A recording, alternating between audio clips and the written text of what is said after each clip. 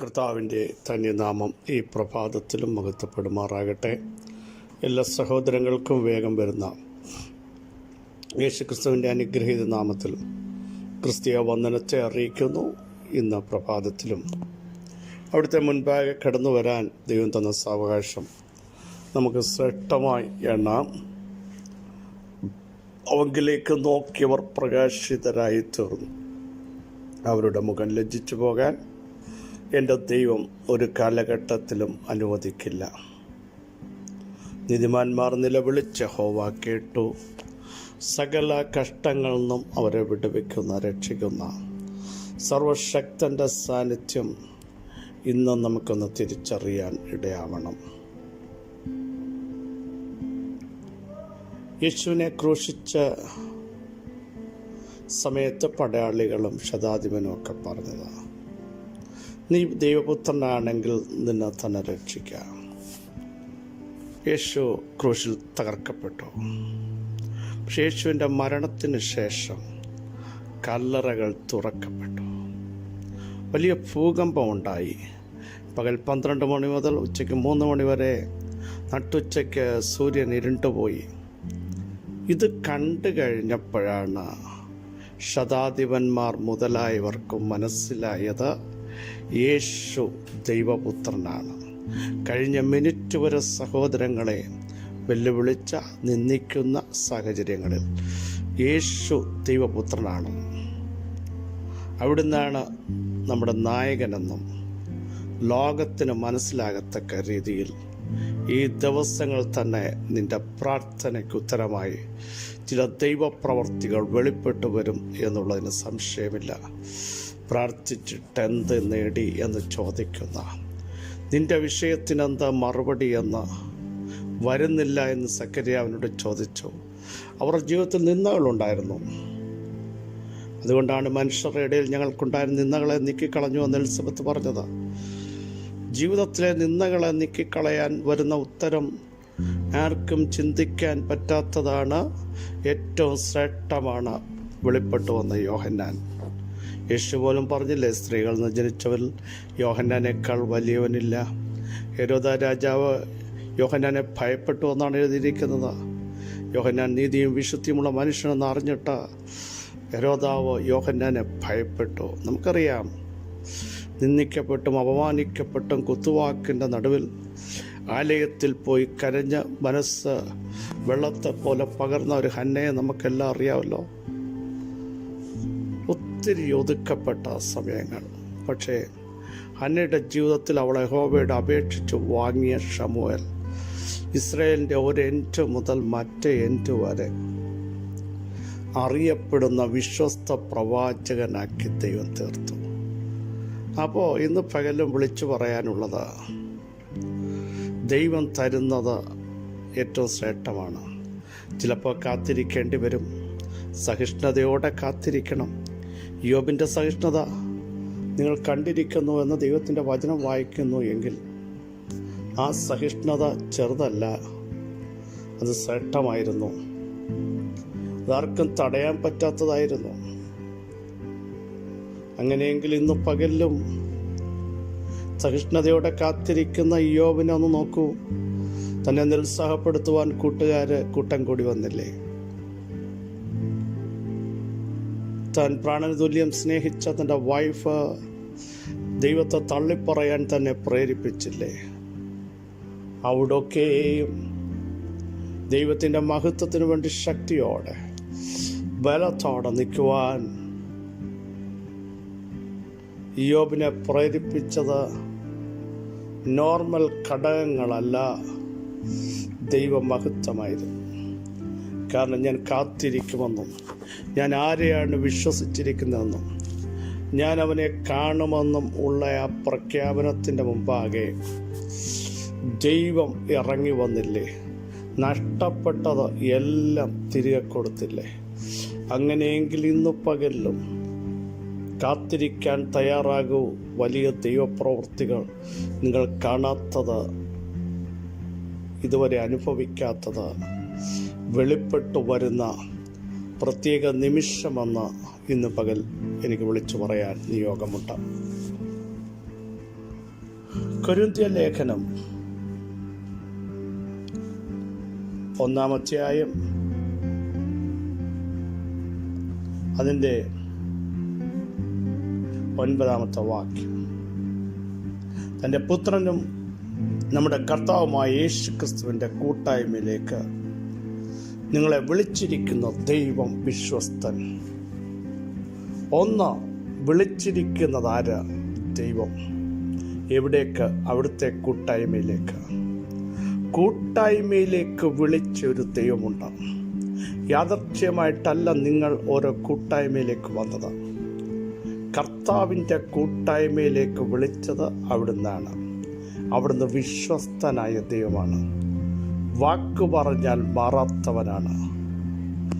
വാക്കിലും പ്രവൃത്തിയിലും ഭയങ്കരനാണ്. വിശുദ്ധിയിൽ മഹിമയുള്ളവനാണ്.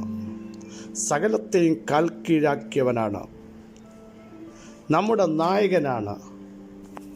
അവിടുത്തെ കരം ഇന്ന് പകൽ നമ്മുടെ മേൽ വെളിപ്പെട്ടു വരാൻ ആത്മാവിൽ നമുക്ക് പ്രാർത്ഥിക്കാം. യേശുവിൻ്റെ നാമത്തിൽ. എന്നെ വിളിച്ചവൻ വിശ്വസ്തൻ. അവിടുന്ന് വാക്ക് പറഞ്ഞാൽ മാറത്തില്ലെന്ന് ഉറപ്പുള്ളവർ. യെസ്, യാദർച്ഛ്യമായിട്ടല്ല നിങ്ങൾ കർത്താവിൻ്റെ വിളി കേട്ടത്.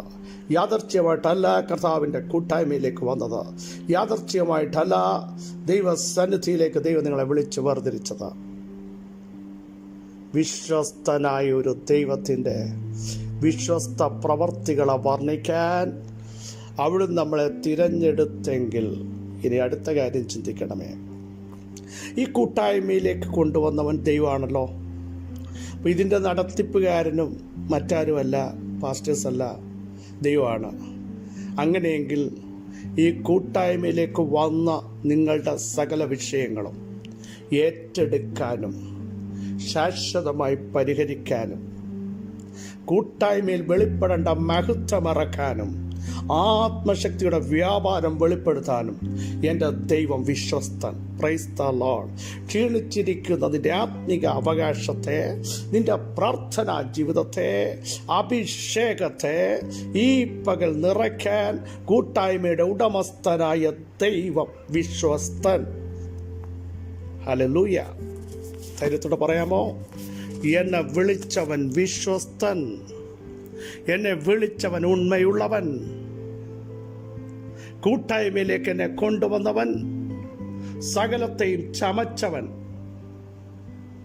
സകലത്തിൻ്റെ ലാക്കും കാരണഭൂതമായവൻ. അങ്ങനെയെങ്കിൽ ഇന്ന് പകൽ കൂട്ടായ്മയിലേക്ക് വന്ന നിങ്ങളുടെ ആത്മിക വിഷയത്തെ തൃപ്തിപ്പെടുത്താൻ, ശക്തിപ്പെടുത്താൻ, പണിയേണ്ടതിനെ പണിയാൻ, ഇടിവുകളെ നന്നാക്കാൻ, തളർന്നിരിക്കുന്നതിനെ ശക്തീകരിക്കാൻ, തകർന്നിരിക്കുന്നതിനെ ബിൽഡ് ചെയ്യാൻ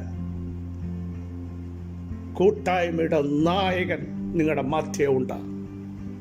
അവിടുന്ന് തകർക്കുന്നവനാണ്. അവിടുന്ന് പൊളിക്കേണ്ടതിനെ പൊളിക്കുന്നവനാണ്.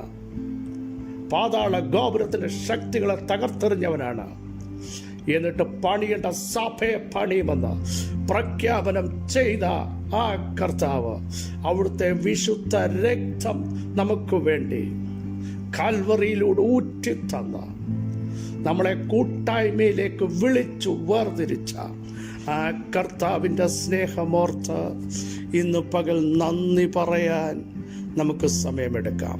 യേശുവിൻ്റെ നാമത്തിൽ, യേശുവിൻ്റെ നാമത്തിൽ കൂട്ടായ്മയിലേക്ക് നിങ്ങളെ വിളിച്ച ദൈവം വിശ്വസ്തൻ.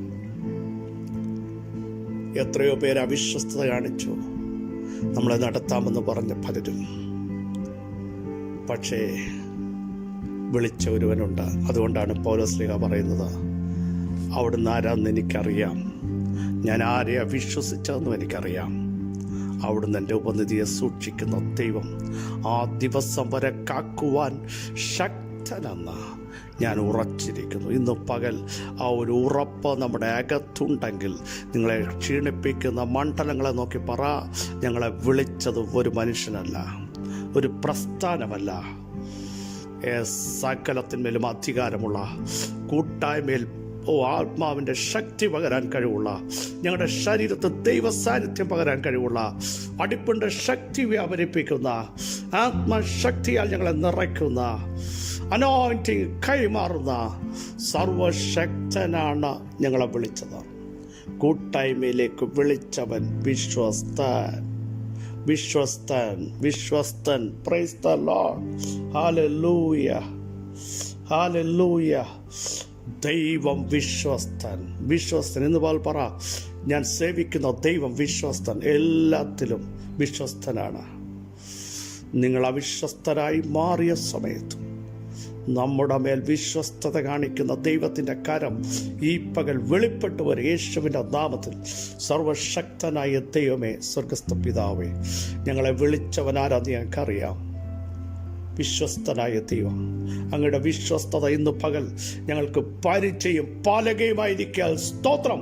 യേശുവിൻ്റെ നാമത്തിൽ ഞങ്ങളുടെ കൂട്ടായ്മയിലേക്ക്, ഞങ്ങളുടെ കുടുംബത്തിലേക്ക് ആത്മാവിൻ്റെ വലിയ മാരി ഇന്ന് പകൽ പെയ്ക്കാൻ അങ്ങ് വിശ്വസ്തനായിരിക്കാൻ, ക്ഷീണിച്ചിരിക്കുന്ന ഞങ്ങളുടെ അവകാശത്തിന്മേൽ, ഞങ്ങളുടെ പ്രാർത്ഥനയുടെ മേൽ, ഞങ്ങളുടെ ആത്മീകതയുടെ മേൽ ഇന്ന് പകൽ അനുഗ്രഹത്തിൻ്റെ മാരി, അഭിഷേകത്തിൻ്റെ മാരി വെളിപ്പെടുന്നതിനായി സ്തോത്രം. സകല മഹത്വം അങ്ങേക്ക് യേശുവിൻ നാമത്തിൽ തന്നെ. ആമേൻ, ആമേൻ. പ്രിയ സഹോദരങ്ങളെ, ഒരു ഉറപ്പുണ്ടാവണം. വിളിച്ചവൻ, കൂട്ടായ്മയിലേക്ക് വിളിച്ചവൻ ആരാന്ന്? ഒരു നേതാവുമല്ല, തുടക്കത്തിൽ പറഞ്ഞതുപോലെ വിശ്വസ്തനായ കർത്താവ്, സകലത്തിൻ്റെയും കൈവശമുള്ളവൻ. അവിടെ നിന്ന് പകൽ തുറക്കാൻ വിശ്വസ്തൻ, വിളിച്ചു വരുത്താൻ വിശ്വസ്തൻ, നിങ്ങളെ ആത്മാവിൽ ശക്തീകരിക്കാൻ വിശ്വസ്തൻ, നിങ്ങളുടെ തലമുറകളെ പണിയാൻ വിശ്വസ്തൻ, നിങ്ങളെ ഒരുമിച്ച് നിർത്താൻ വിശ്വസ്തൻ. അവിടുത്തെ കരങ്ങളിൽ ഏൽപ്പിക്കാം. ഈ വചനങ്ങളെ കർത്താവ് സഹായിക്കട്ടെ. ക്രിസ്തയേശുവിൽ നിങ്ങളുടെ സഹോദരൻ പാസ്റ്റർ ബിജു മാത്യു.